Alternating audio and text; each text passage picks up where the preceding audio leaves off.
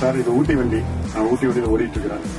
இது வந்து கில்ஸ் இறக்குறப்ப நான் பிரேக்ல காலை வச்சு கூடி வர்றப்ப பிரேக் நிற்காதுங்க, வேக்கம் குறைஞ்சிடும்.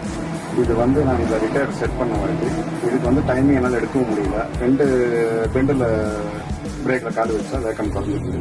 திருப்பியும் அதை வந்து நான் ஈக்குவல் பண்ணி திருப்பி கீழே வந்து எடுத்து நிறைய டைம் எடுக்க முடியாது. டிராஃபிக்கு இதுக்குள்ள வந்து நான் இப்போ வந்து இந்த ரிட்டையர் செட் பண்ணதுனால இந்த ரிட்டையர் வந்து எனக்கு வந்து நான் பிரேக்கை பற்றி யோசனை பண்ணிக்கிறேன். ரிட்டையர் போட்டு விட்டா அது படி வந்துருக்கு, டைமும் கீப் ஆகிக்கிறேன். Super sir. இதே மாதிரி ஹில்ஸில் இறங்குறப்பையும் சரி, லெவல் ரோட் நல்லா ஸ்பீடில் போனாலும் சரி, பிரேக் அடித்தாலும் வண்டி அலையிறதுல பர்ஃபார்மன்ஸ் நேராக தான் போய் நிற்குது. எவ்வளோ க்ளோஸில் போய் அடித்தாலும் சரி, ரிட்டையர் நல்லா அழகாக இருக்குது, பர்ஃபார்மன்ஸாக இருக்குது.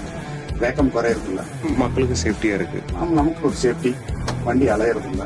பேசஞ்சரும் சரி, பேக்ல ஹில்ஸ்லயும் சரி, லெவலான ரோட்லயும் சரி, பிரேக் அடிச்சா வண்டி அலையறதில்ல. பேக் வெட்டுறது குத்துறது எல்லாம் கிடையாது.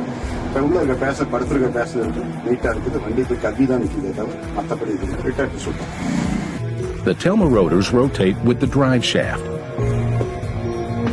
When the brake pedal is applied, the Telma is activated and slows the drive shaft, and therefore the vehicle.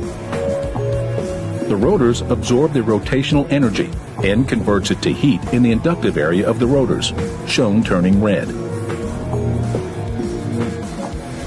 Electricity is sent to the coils to create alternating red north pole and blue south pole electromagnets.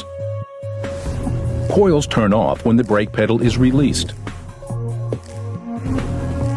Cooling air is drawn in at the center and exhausts out the periphery of the rotors to dissipate the heat produced during braking.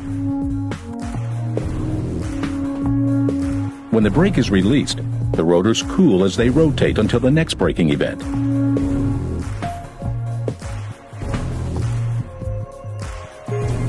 Braking again repeats the cycle of energy absorption.